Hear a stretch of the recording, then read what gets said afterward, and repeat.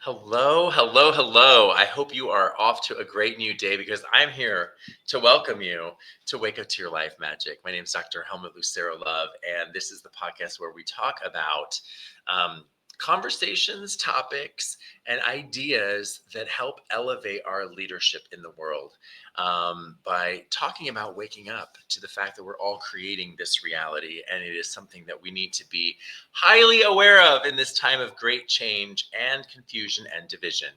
You can learn more about the book or the podcast at wakeuptoyourlifemagic.com. And today I am very excited because I have Amy Thurman joining us. Hello, Amy. Hey, thank you so much for having me. I'm excited to chat with you. Absolutely. Now, Amy and I actually we met at a conference, which was fantastic, and I learned that Amy really specializes in helping cultures in businesses to transform so that they can create more revenue, impact, and success in their business or their endeavors. And I thought it would be great to bring Amy on because Amy also has a lot of really great perspectives as to how to go about achieving that. So, Amy, my first question to you, I'd love for people to get to know you a little bit better. Tell us a little bit of a story about something that really shifted you or changed your perspective so we can kind of know a little bit more about Amy, Yeah, of course. Thank you. I have so many stories I could share. right? The one that is the most prevalent, I think, that changed me the most was living 10 years with a broken neck that went undiagnosed for 6 months. So I was working at a major university one day, and the next day I couldn't even take myself to the restroom, but nobody could figure out what was wrong with me. So I was completely incapacitated for almost a year. I couldn't take myself to the restroom because I couldn't walk, talk, hear, or see correctly. And it was so miserable, I almost swallowed a handful of pills because I didn't want to live that way and nobody could figure out what was wrong with me. I was missing my children's lives. I lost my job.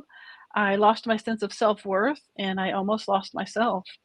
But I chose instead to fight to live so I could use my story to help others. And it has taken on a life of its own. And I'm just excited to share my story and hope with the world.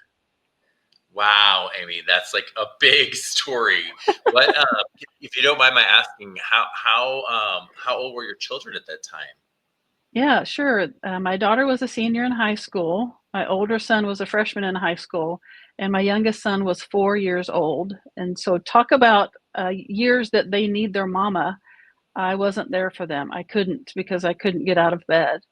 And that was one of the things that drove me into such a deep, dark place because I was missing all of that year of their lives. And I knew that they needed me, but I just couldn't be there for them. Wow. And now, do you know what? So, I'm just curious. Do you know what it was? You eventually found out what it was. It was a broken neck, is what it was, or Yeah, I didn't feel well. And so I just got up during the night to take some medicine and I ended up passing out and I landed on my face on the hardwood floor. And 6 months later, I found out that the impact from that fall had sheared my brainstem, caused a traumatic brain injury, and broke my neck. All of that. I was living with that for 6 months before anyone ever figured it out.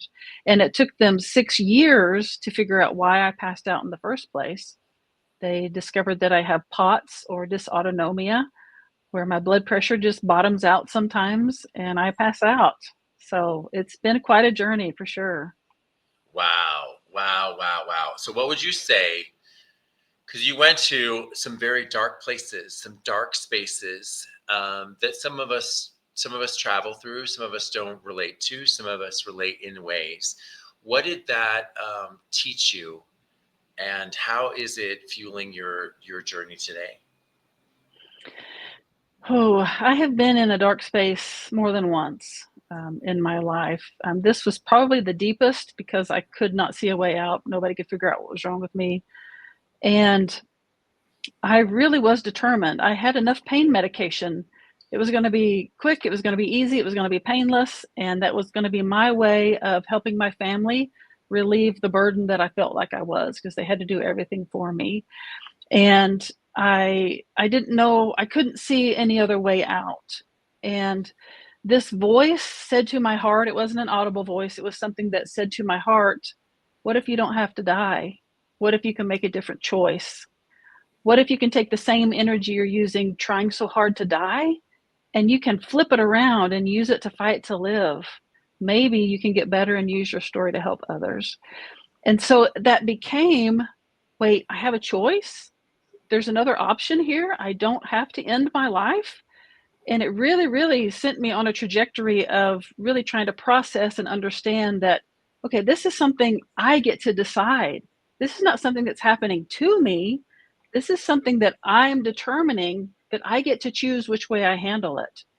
And so I decided that, you know what, as a former educator and social worker, I've always been a helper. I've always loved helping people.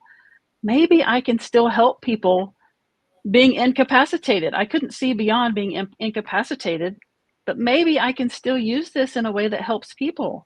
And so then I began to fight to live with the intention of using my story to help others, because I understood that I had a choice. And that has followed me throughout life, understanding that in every aspect, in every area of my life, I always have a choice. Wow.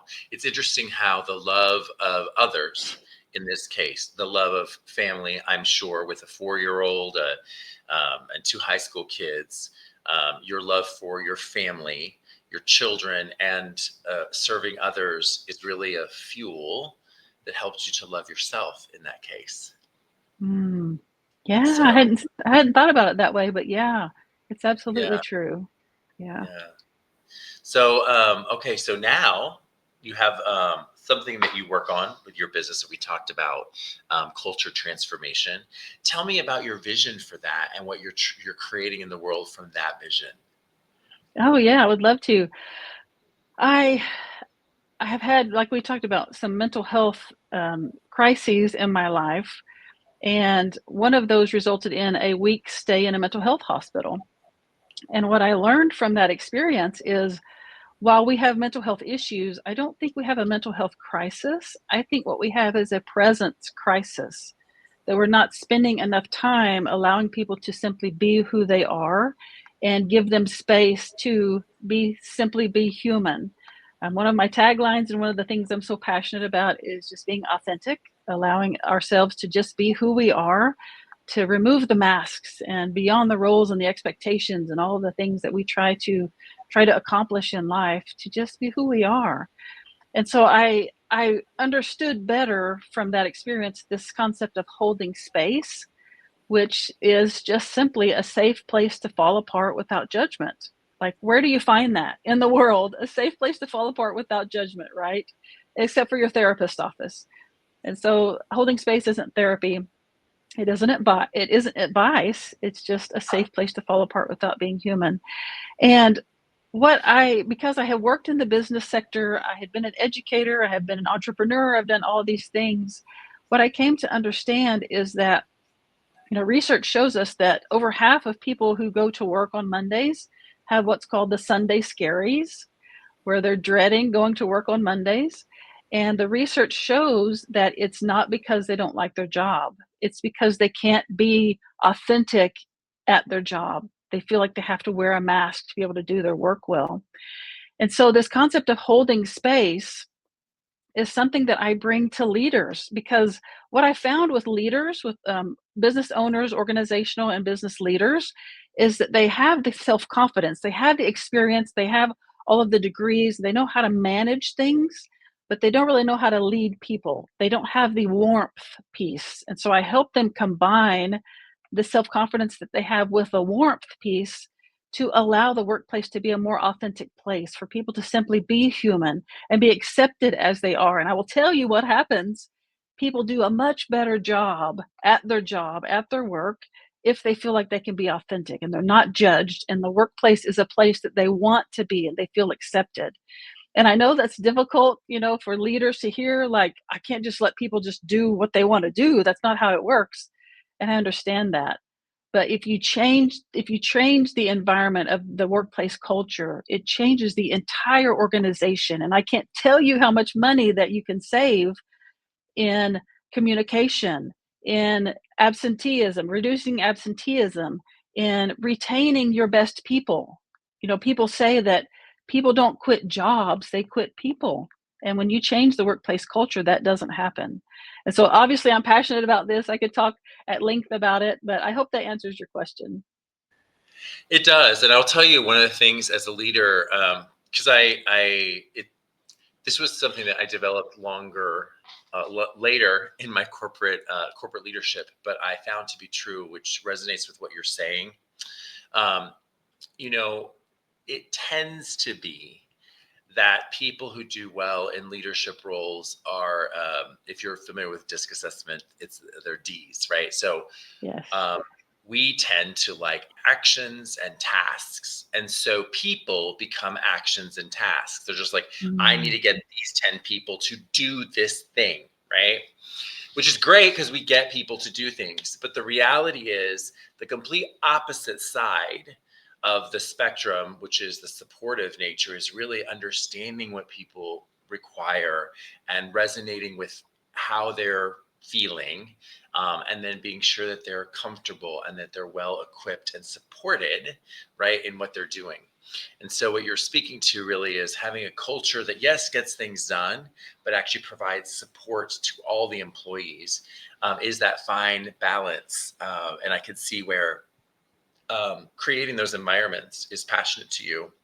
I could definitely say, someone who's Yeah. led large teams, it is effective.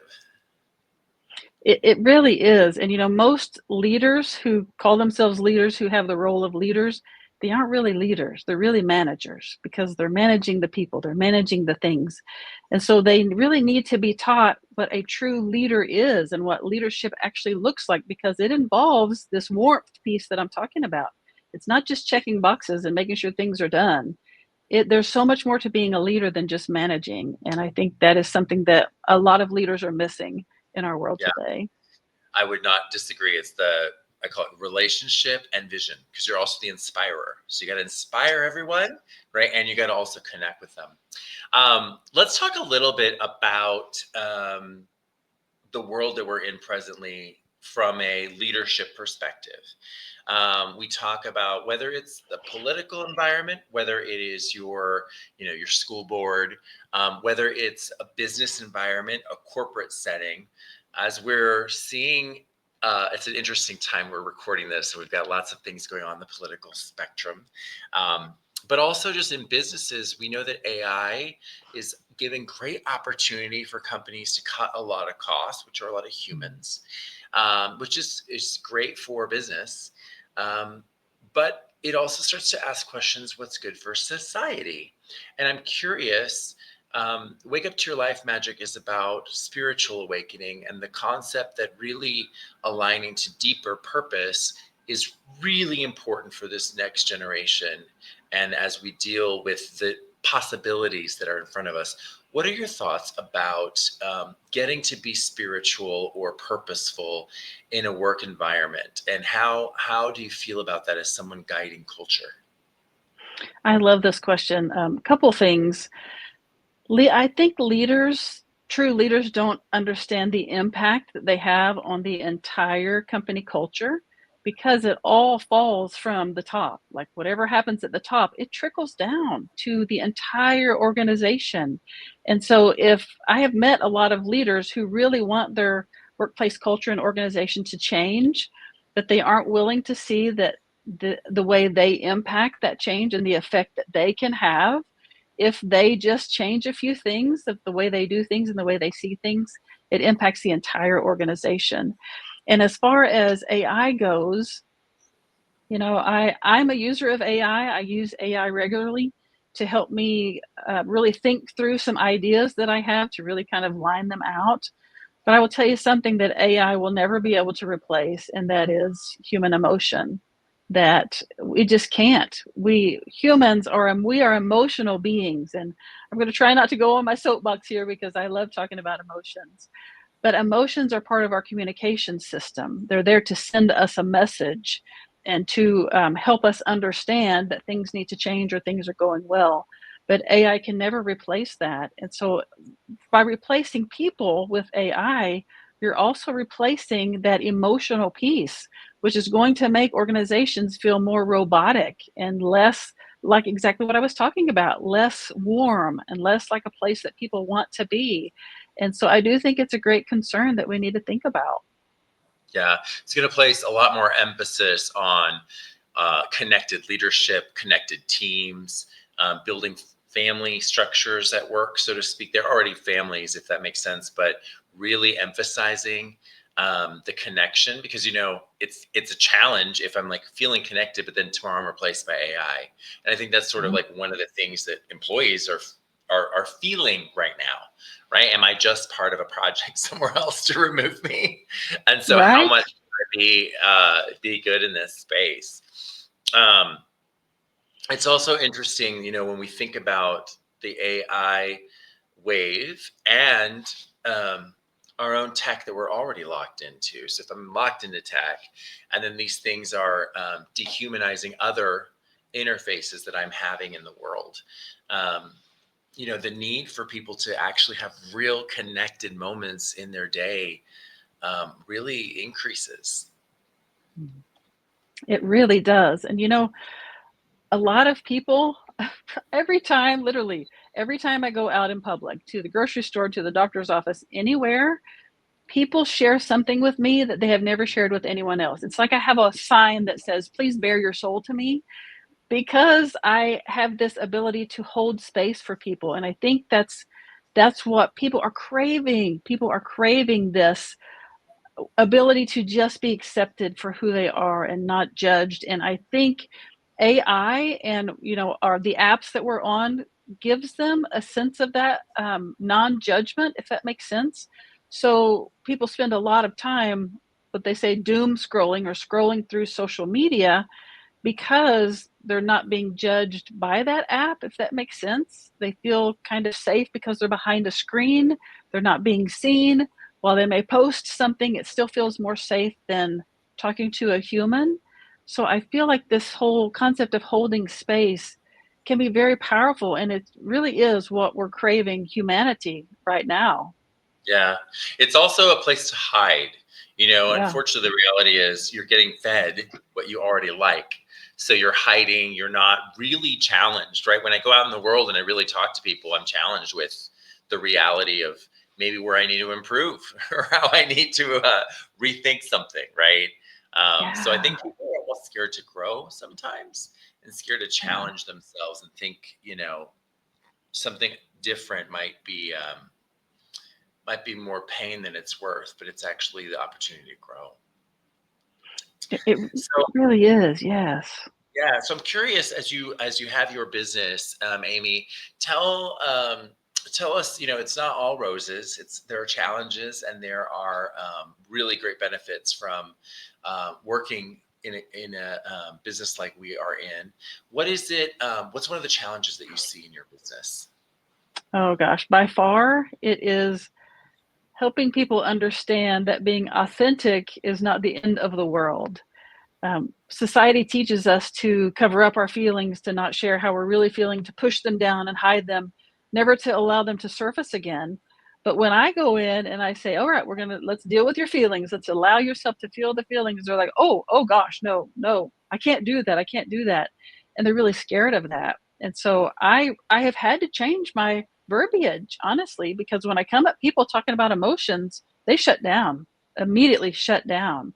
And so I have to use terms like I just used, self-confidence and warmth instead of emotions.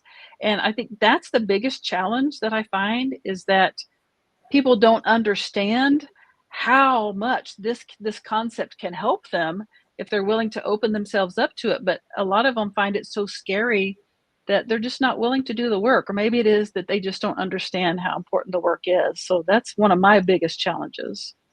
Mm, I see. I see. And that makes total sense. Because people don't know what they don't know. Exactly. Yes. Yeah, it's interesting. I find that I do not the same work, but there's some of the work that I do in leadership that it's almost like a labeling challenge. If you tell people what you're really going to give them, they may not resonate with them, right? As Yes. I need that, but in reality, they need that. So you have to tell them what they believe they want, right? And then you Yes. give them what they need. to get what they want, actually, Absolutely. until they decide it's not what they wanted to begin with. Right. Yeah, exactly. Before we wrap up, Amy, on the podcast, I love to ask about something that you learned in your life, a lesson that you would just love to share someone else from having to create or discover on their own. Yeah. Oh gosh, this lesson. Oh, my first book is called Finding My Hero Within, and that's the lesson that I learned is that, and that has carried me through all of the things that I've been able to accomplish, is that I was looking for this knight in shining armor to come rescue me from this miserable existence. And what I found was that person I had been searching for was found in my reflection in the mirror. That's why my business is called Polish the Mirror, because what we're looking for is already within us. It's already in the reflection in the mirror, that we have to stop looking for external validation and all of the answers outside of us, because they already lie within us. And like you said, we don't know what we don't know. We don't know the power that lies within us because we're always looking outside ourselves for that power. But if we can turn it around and go inside, oh my gosh, changes your life, literally life changing, has been for me and for others that I have helped do this.